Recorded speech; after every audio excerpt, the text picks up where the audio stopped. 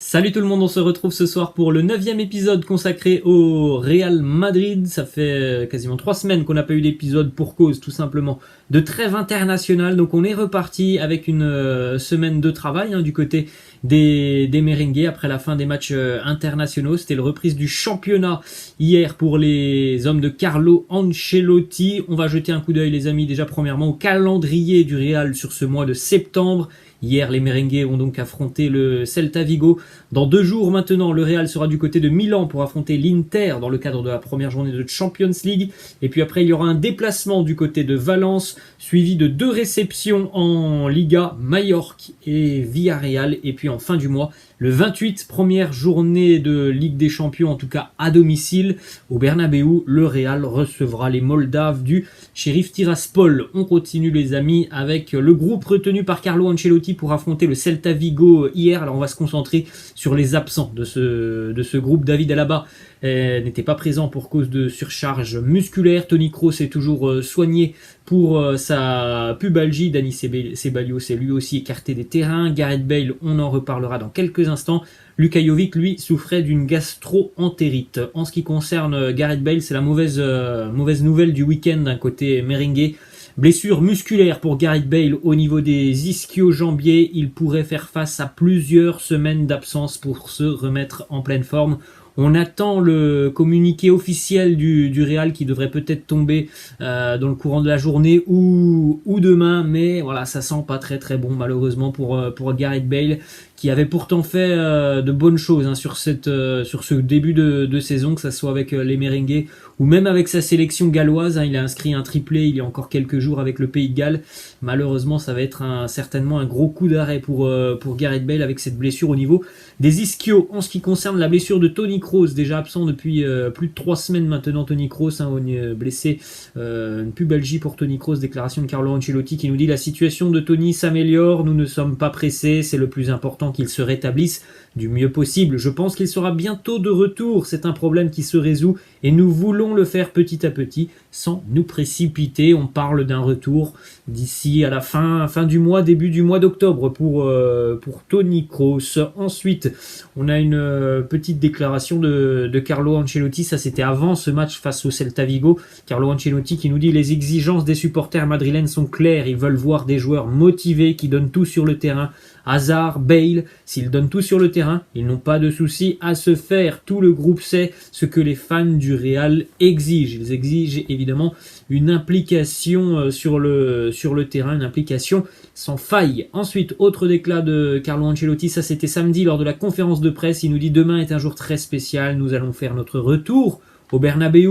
Notre objectif sera de bien jouer et d'offrir un beau spectacle pour ensuite empocher les 3 points. Eh bien, on peut dire honnêtement que le souhait de Carlo Ancelotti d'offrir du spectacle au public du Bernabéu a été exaucé. Vous avez là la une du quotidien AS et la une du quotidien Marca qui titre le triplé de Benzema, la classe magistrale de Vinicius et le but de Camavinga. Le Real Madrid prend la place de leader.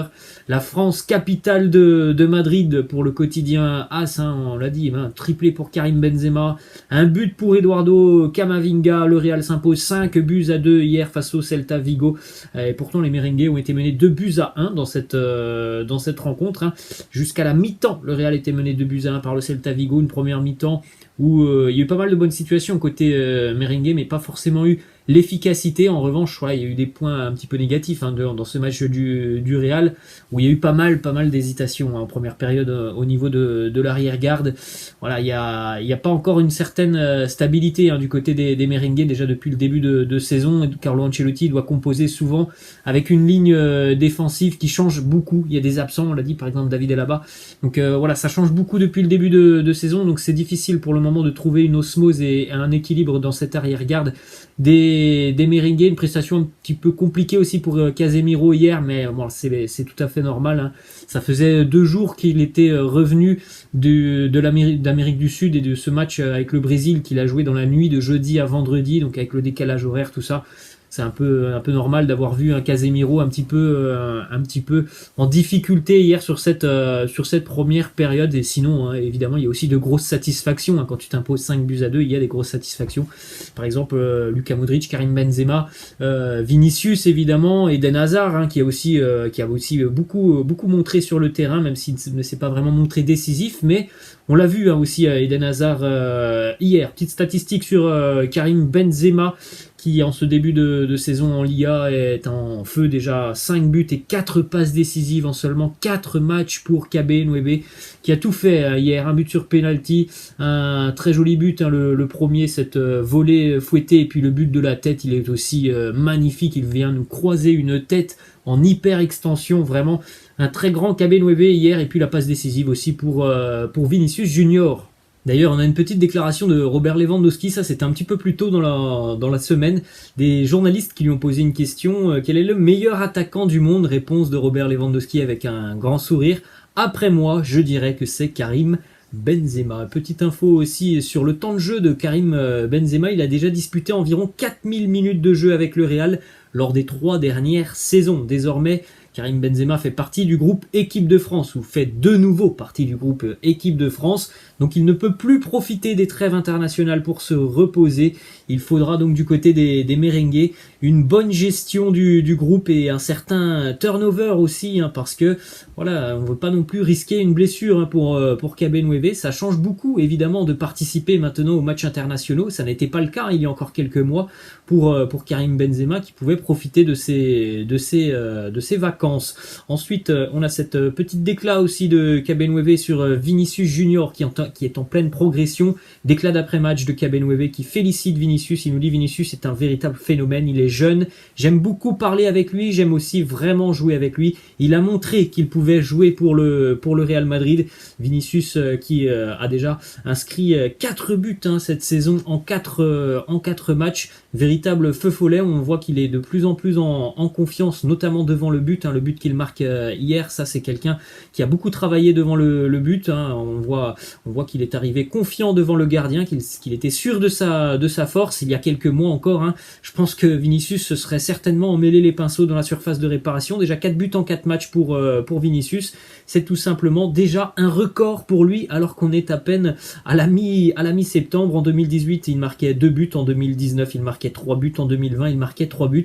Et déjà 4 cette année pour Vinicius. J'espère que ça va continuer comme ça pour lui, parce qu'on sait que du côté du Real, hein, depuis le départ de Ronaldo, souvent c'est Karim Benzema qui a dû faire les différences offensivement. Là, c'est aussi très très bien d'être épaulé par ce style de joueur comme Vinicius Junior. Ensuite, on continue avec cette belle petite image, l'accolade entre les deux Français, Karim Benzema et Eduardo Camavinga. Camavinga est entré hier en cours de jeu, et chose assez folle pour Eduardo Camavinga, qui avait déjà marqué lors de sa première sélection avec l'équipe de France. Et bien hier, il a marqué pour son premier match avec le Real Madrid, et le tout est réalisé en l'espace de 6 minutes. Il est entré à la 66e minute, 72e, Camavinga qui marque. Bon, un but pas très très compliqué, mais un but de renard des surfaces. Il a bénéficié aussi hein, de la très très bonne incursion dans la défense du Celta de la part de Luka Modric. Et d'ailleurs, Luka Modric a fait un très gros match hier. Petite image de Eduardo Camavinga, ça c'était mardi lors de la présentation de Camavinga du côté du Real. Hein, comme quoi tout est allé très vite hein, pour le jeune français arrivé en provenance du Stade Rennais. Mardi, c'était la présentation de Camavinga avec évidemment les photos officielles, les petites déclarations devant la presse, notamment du président Florentino Pérez qui nous dit: je sais que le Madridismo accueille un footballeur qui a lutté pour réaliser l'un de ses plus grands rêves. Quand il était très jeune, Eduardo s'est préparé et a fait l'effort, beaucoup d'efforts, pour porter le maillot du Real Madrid. Un jour, ce moment est désormais venu, et en l'espace de 4 jours, Camavinga qui est déjà buteur avec le Real. Petite déclat de Camavinga qui nous dit aussi: j'ai parlé avec Ferland Mendy il y a longtemps et il m'a dit qu'il m'attendait. Je vais apporter mon caractère, ma rage sur le terrain, ma technique et ma joie de vivre. C'est ce que je vais donner au Real Madrid. Et on l'a vu hier, hein, pas impressionné du tout Eduardo Camavinga pour son entrée en jeu du côté du Bernabéu. Hein. Il était tout sourire, et il a même été récompensé donc par ce petit but. En milieu de semaine, Eduardo Camavinga avait déjà vécu une péripétie pour sa présentation du côté du Real Madrid. Une journaliste d'une chaîne espagnole, en la personne de Lorena González, elle annonçait en plein direct à la télévision, en parlant d'Eduardo Camavinga, je cite, ce type est plus noir que son costume, évidemment des propos inaudible, ignoble de cette pseudo-journaliste qui a été arrêtée quelques heures plus tard. Ensuite, évidemment, elle a regretté ses propos et elle s'est excusée auprès d'Eduardo Camavinga. Ensuite, on continue les amis avec une déclaration de Carlo Ancelotti. On revient sur le match face au Celta Vigo. Hier, juste après le match et la victoire des Merengues, Carlo Ancelotti qui nous dit « Nous ne devons pas nous compliquer les matchs et ne pas donner de cadeaux à l'adversaire. Avoir plus d'équilibre. Bien défendre n'est pas un problème de qualité, mais un problème de sacrifice. » C'est vrai qu'on l'a dit, il y a des bonnes choses du côté du Real Madrid, et notamment offensivement. En revanche, défensivement, c'est un peu plus compliqué. Bon, on en a parlé pour le moment. Carlo Ancelotti n'a pas forcément toute son arrière-garde à disposition, donc on attendra encore quelques semaines avant de pouvoir juger l'arrière-garde des Merengues. Petit déclat aussi de Carlo Ancelotti sur Eden Hazard. Il nous dit, il n'a pas marqué, mais il a très bien joué. Modric aussi a joué un match fantastique et nous aurons besoin de lui mercredi. Certains étaient un peu fatigués, ils n'avaient pas autant d'énergie que d'habitude, mais l'expérience leur a bien servi. Je pense que voilà, il peut parler sur cette dernière déclaration, il peut parler notamment de Casemiro dont on a parlé, qui revenait de sélection. Une petite information aussi qui concerne Marco Asensio, qui apprécie beaucoup le nouveau rôle qui lui a été confié par Carlo Ancelotti. Ça correspond à ses attentes en fait.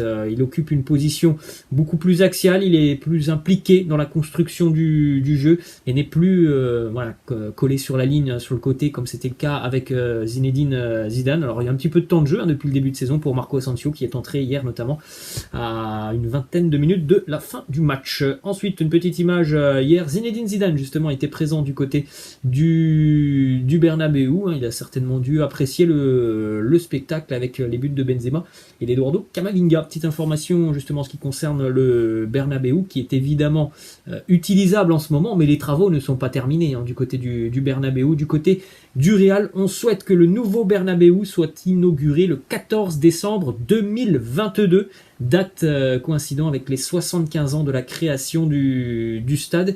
Petite information technologique sur le nouveau Bernabeu, donc il disposera d'une technologie de pointe capable de projeter des images sur toute la surface extérieure du stade, donc ça va être quelque chose d'assez fou ce nouveau Bernabeu. Et en plus de ça, à l'intérieur du stade, puisque le stade sera aussi couvert, il y aura un tableau d'affichage à 360 degrés. Petite info aussi, hier les dirigeants merengues avaient donné à de nombreux employés qui travaillent à la rénovation du Bernabeu des entrées gratuites pour ce match face au Celta Vigo. Ensuite, on a vu aussi notamment en milieu de semaine Florentino Pérez être vivement critiqué par Alexander Ceferin, le président de l'UEFA. Ça, c'était lié évidemment aux affaires de la Super League. Voilà la déclaration d'Alexander Ceferin qui nous dit « Florentino se plaint et ensuite il veut recruter Kylian Mbappé pour 180 millions d'euros. » Carlo Ancelotti a fait une petite déclaration pour défendre son président, Carlo Ancelotti, qui nous dit « J'ai trouvé un peu étrange qu'un organisme aussi important que l'UEFA parle ainsi du président d'un club qui a remporté 13 Ligues des Champions. Si le président d'un club qui a remporté 13 Ligues des Champions est un incompétent, alors comment sont les autres ?»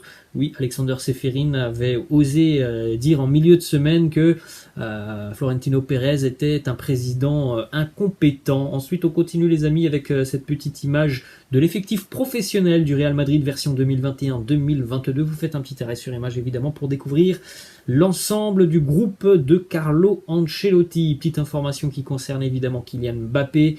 D'après plusieurs informations en Espagne, Kylian Mbappé sera bel et bien un joueur du Real Madrid l'été prochain.